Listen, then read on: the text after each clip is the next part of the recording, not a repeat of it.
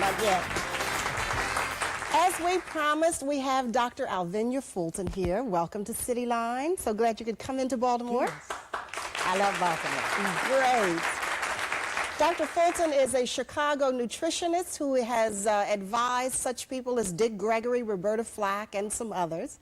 And in reading the material on you, Dr. Fulton, you've said that we could prolong our lives by as much as 20 years if we practice fasting.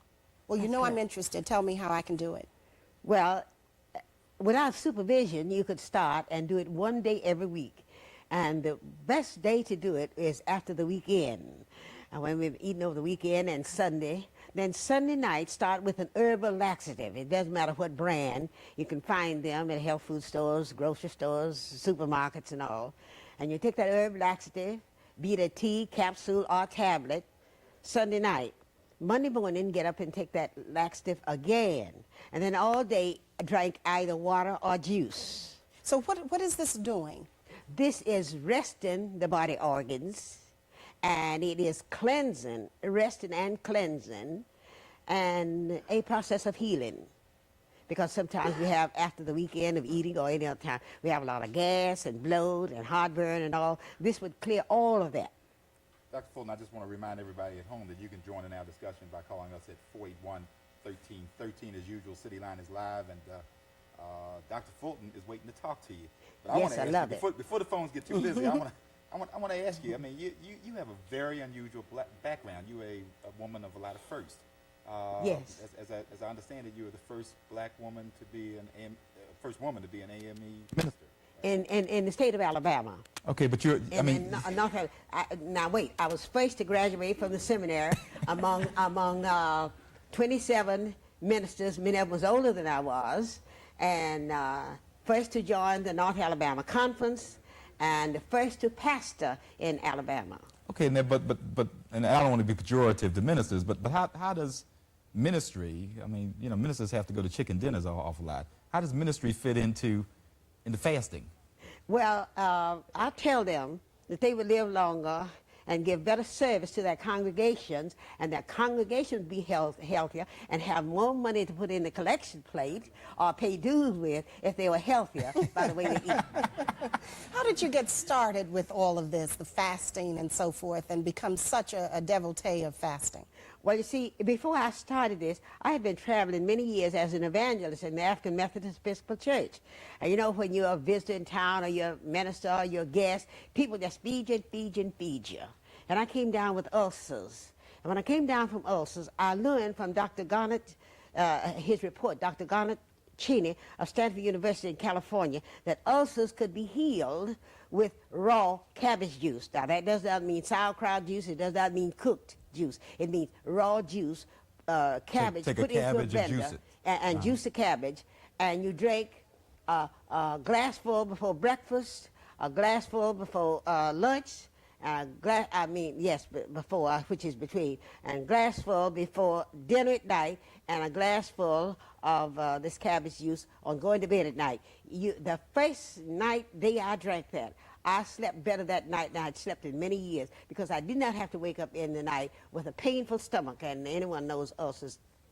It's very painful. Did it heal? Oh, yes, the ulcers healed in 2 weeks. Now, were you eating anything other than the cabbage juice? Yes, I was eating what is called the bland diet, because that's what... the diet that the doctors prescribe for ulcers. Yes, and which also makes you put on a lot of weight, because they have you drinking all that cream, you know, that half and half and cream, because that would coat the ulcer, and when you drink that, and it was promoting kind of a healing. Now, I had these ulcers for about 12 years, and that quarter cabbage juice for 2 weeks healed the ulcer, and I have not had the ulcer since. Now, this turned me around, and I went back to school because Dr.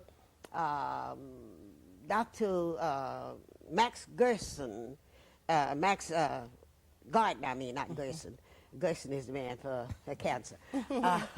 Dr. Max Gardner told me that started me fasting. And after I'd had the healing of the ulcers.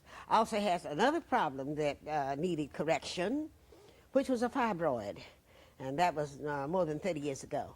And when I told him about this, he said, now, you've gotten rid of your ulcers. Now, if you want to get really well, go on a fast and a vegetarian diet.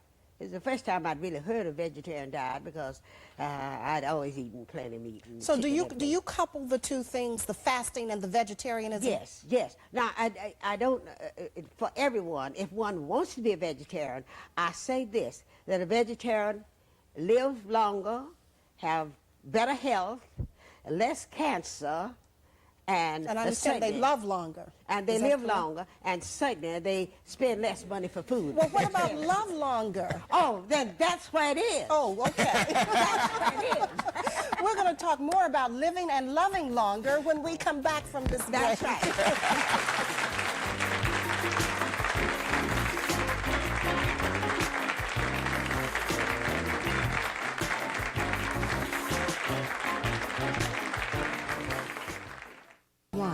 Or call us for further information at 466-0013 between the hours of 9 and 5.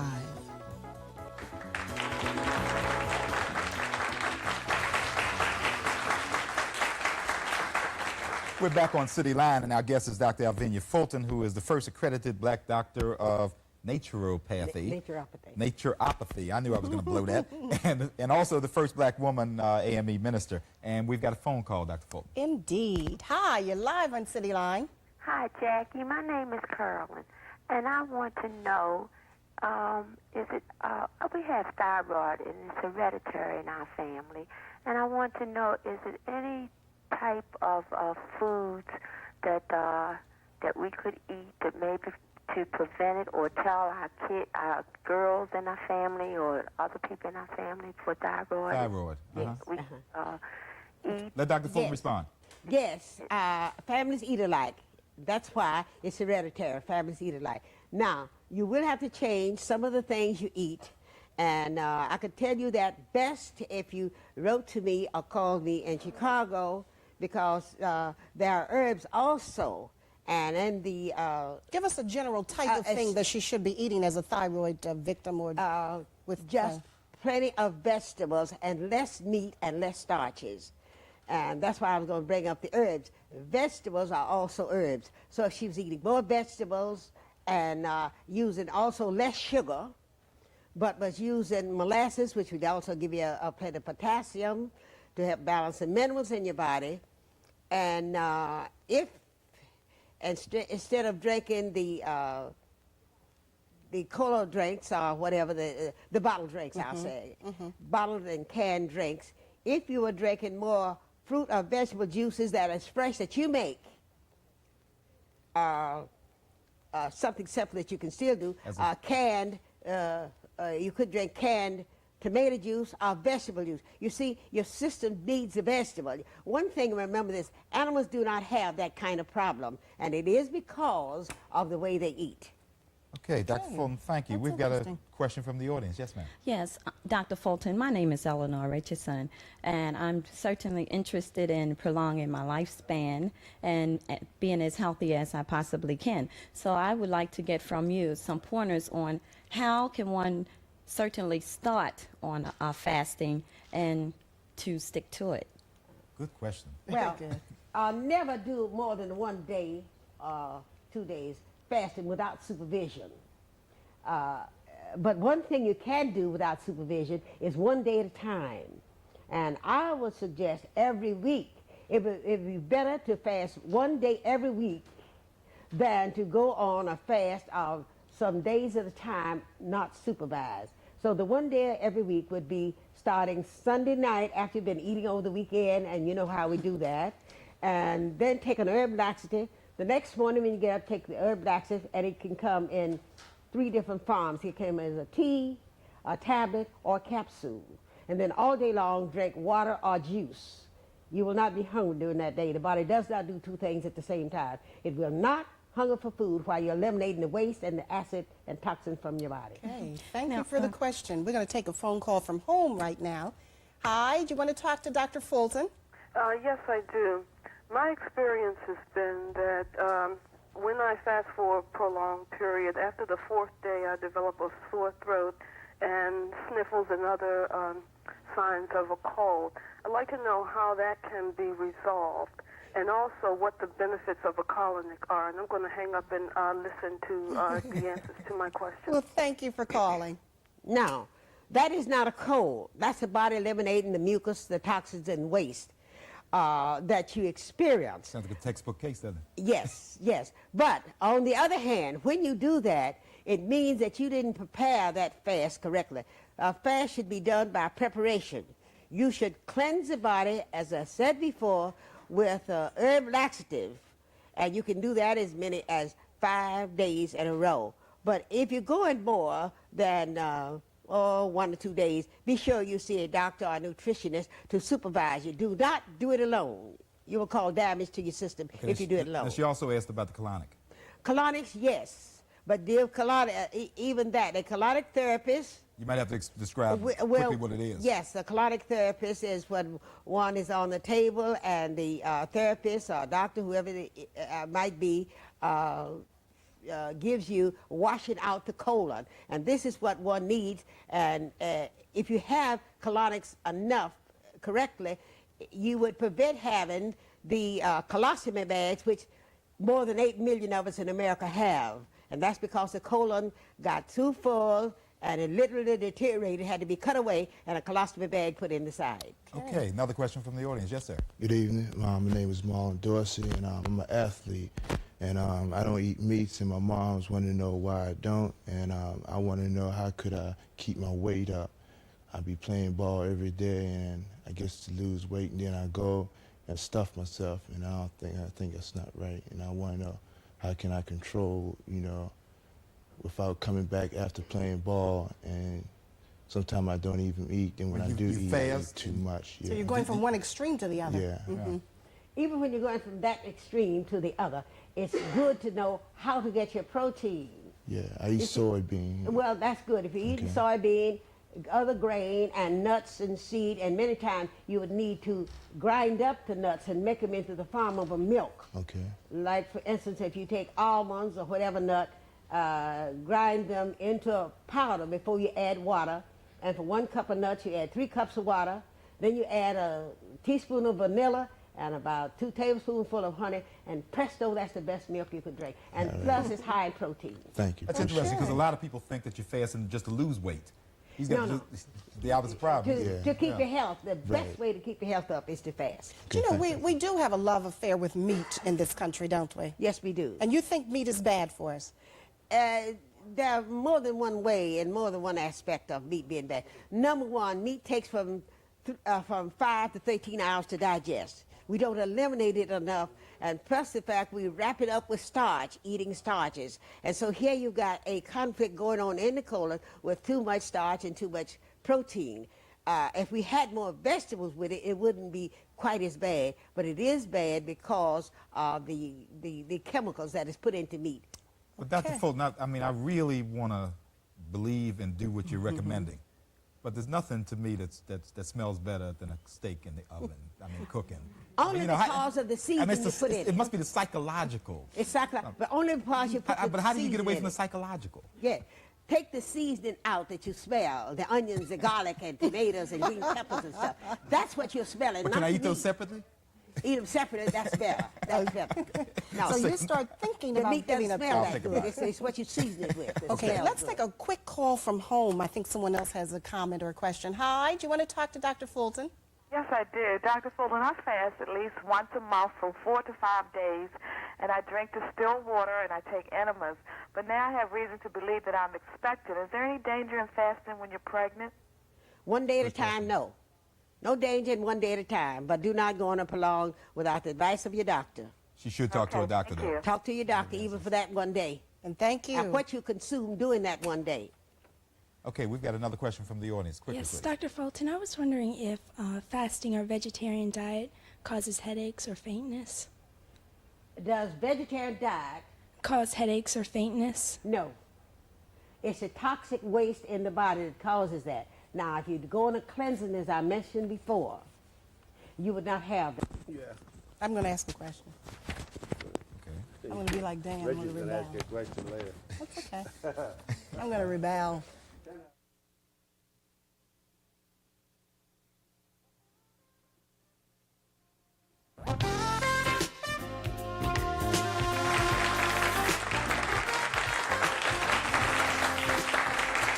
Dr. Alvenia Fulton is our guest, and she's talking about fasting and the benefits therein. But Dr. Fulton, fasting is not really admired by the medical community in this country, is it? I mean, there are a lot of medics who are against fasting, aren't they? Well, they're against our procedure. Every medical man in the country does fasting. But you think putting you on an IV is, you're not eating. Yes, that's true. That's a form of fasting. Why are they against fasting? Well, they don't understand the procedure this way, you know. That's all it is. They fast everybody. Does it stop them from Going to pushing pills, though?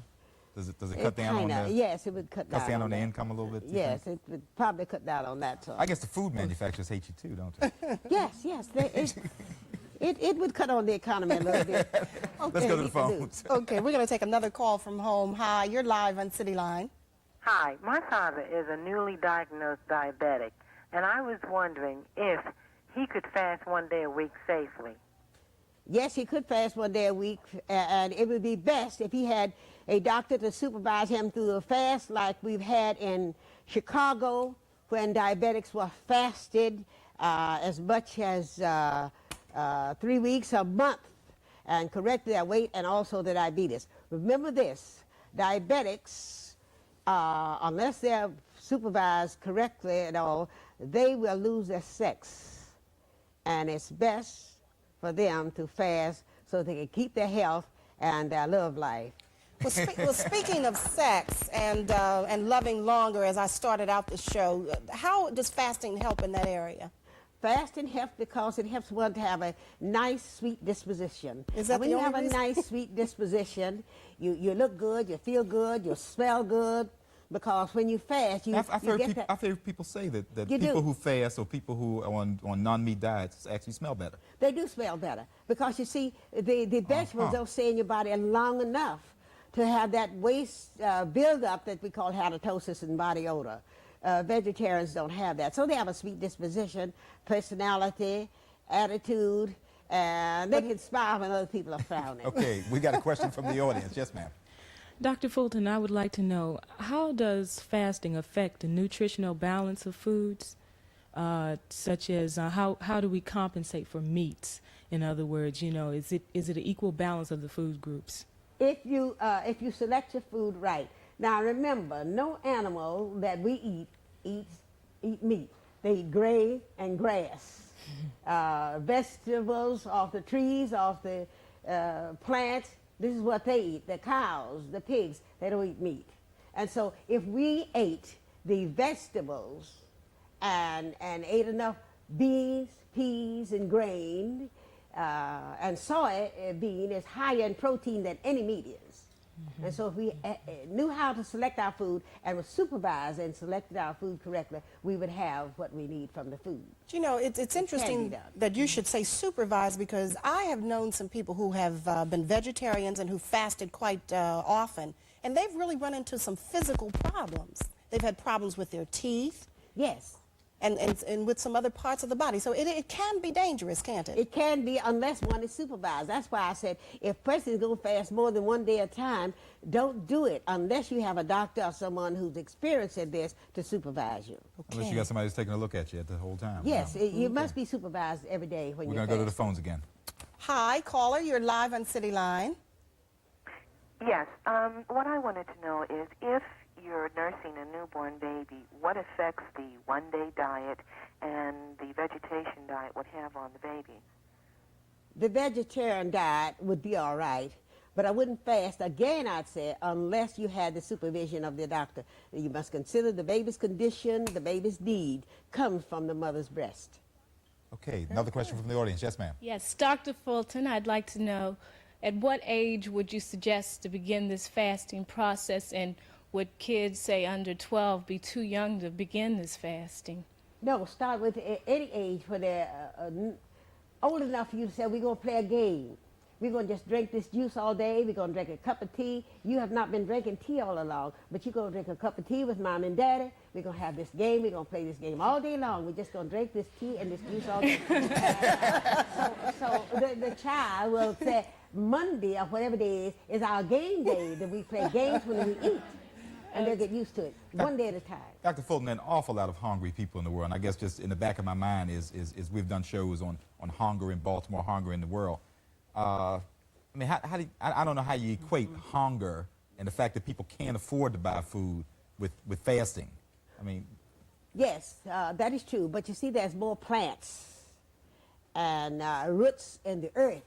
That would be food also if people knew how to gather this and use it. I guess maybe there's a way in which we can translate There's a way you can translate. You see, man first ate fruit, roots, herbs, bark, and berries, bark from the trees. Unfortunately, we are out of time, and I know I would want to talk to you for at least another half hour on television, maybe another 2 or 3 hours afterwards. But you're going to be back in this area sometime soon in a public forum, right?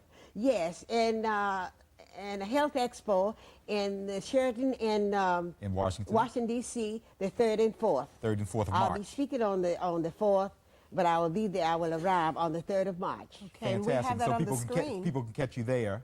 Yes. Okay. Also, people can write to you in Chicago, right? Yes. Write me at box 21367, 60621. Box 21367, 60621. Dr. A. Fulton. Chicago, Illinois. Chicago, Illinois. Okay, we've enjoyed talking to you today. I think that you've tickled our fancies here, and we're kind of interested in following up on what you've said about fasting. Yes. And those of you who'd like to see her in person, don't forget the session that will be held in Washington in March. We'll be back in a moment with T. Montier in the news.